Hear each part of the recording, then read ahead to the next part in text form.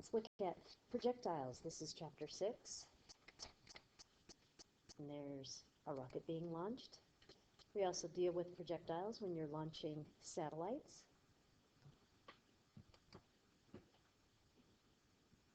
And this animation of a golf ball being hit, it's a projectile.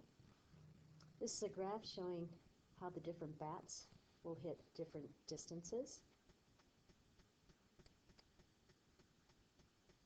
Remember this from a question of the day. If two balls are dropped at the same time, and one is dropped straight down while the other is given a horizontal velocity, which hits the ground first? Now, each picture of the cannon is an equal time interval, and they both hit the ground at the same time when given a vertical velocity.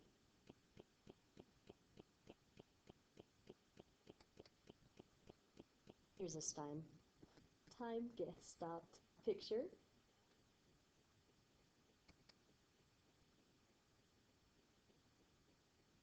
Notice on this animation how the vector in the downward direction becomes bigger and bigger due to the acceleration due to gravity. Notice at the bottom you have a horizontal velocity, it stays constant, and the vertical velocity starts at 0 and increases due to the acceleration due to gravity. So, things to remember. In the absence of air, there are no horizontal forces, there's no horizontal acceleration, and therefore the velocity can't be changing. In vertical motion, you have a force, and that would be weight, so mass times acceleration due to gravity. Therefore, we do have an acceleration, and therefore we do have a velocity that changes. If we didn't have gravity, we'd have the situation like this first picture, where the cannonball is just going to follow a straight line, which is consistent with Newton's law of inertia. But once we have gravity, it begins to be accelerated downward. So we have a parabolic trajectory, which is the result of gravity's influence. So let's look at some problems. And these are steps to solving the problems. What you'll do first will vary, but this should help you get started. You want to divide the motion into vertical and horizontal components. We treat them separately.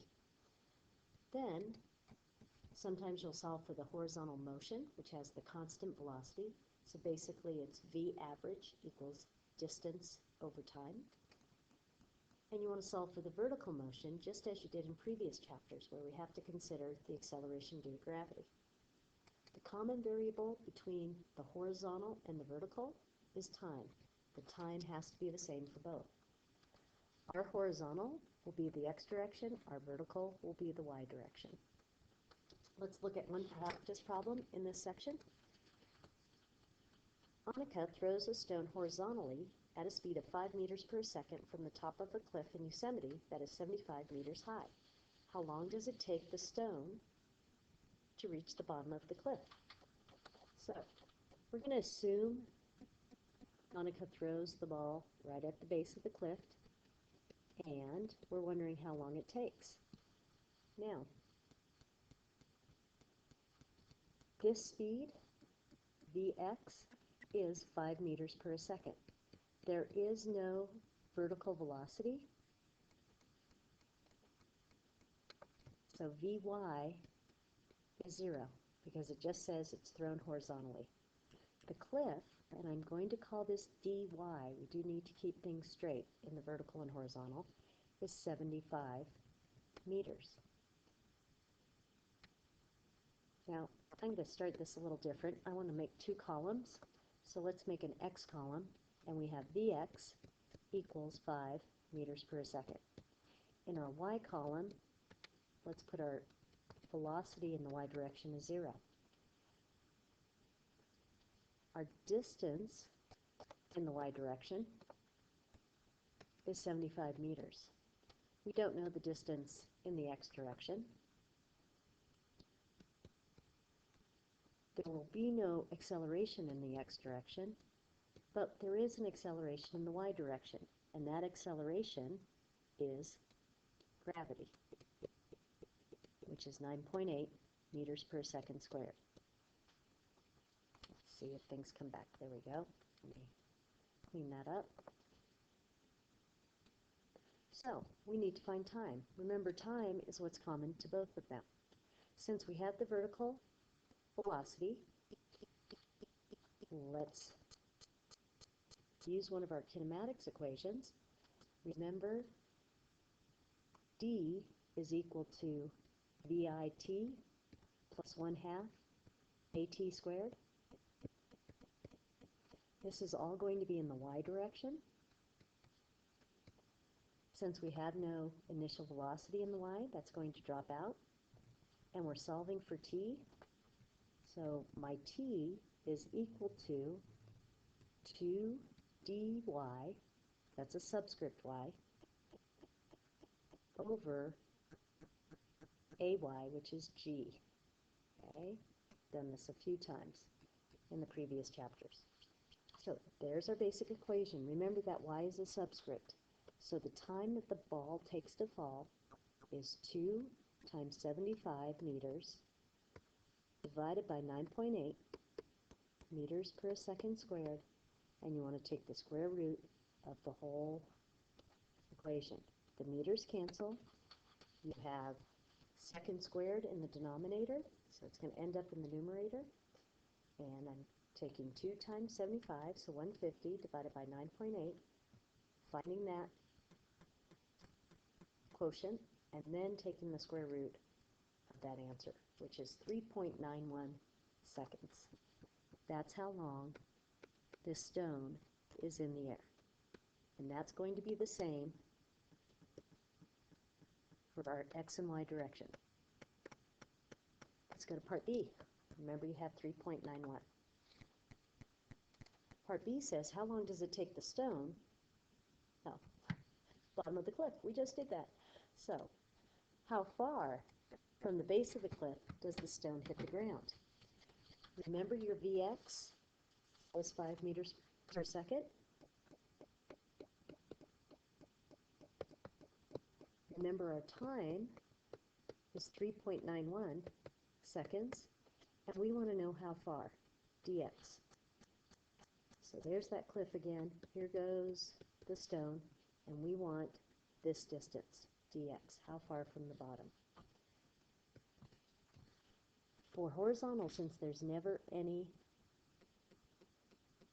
acceleration, you can use your V average equals distance over time, but remember that it's distance in the horizontal direction.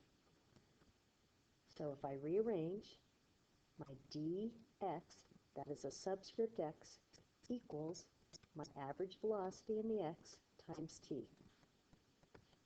So dx is equal to 5 meters per second times 3.91 seconds. Notice that your seconds will cancel, and your answer is going to be something like 19.6 meters. That's our distance from the bottom of the cliff. That's this bit right there, 19.6 meters. Remember, the cliff itself was 75 meters. And remember, we had a horizontal velocity of 5 meters per second. There it goes. Good. We have one more part for this one. And the question is, what are the horizontal and vertical components of the stone's velocity just before it hits the ground? What we're trying to find is VF in the x direction. So I am going to write VFX, and we want VFY. Now VX never changes. So VFX is just 5 meters per second. You can make it 3 figs if you wish.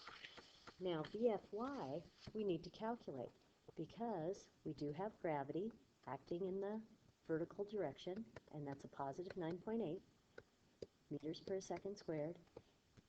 Our time interval is 3.91 seconds, and we need to find VF.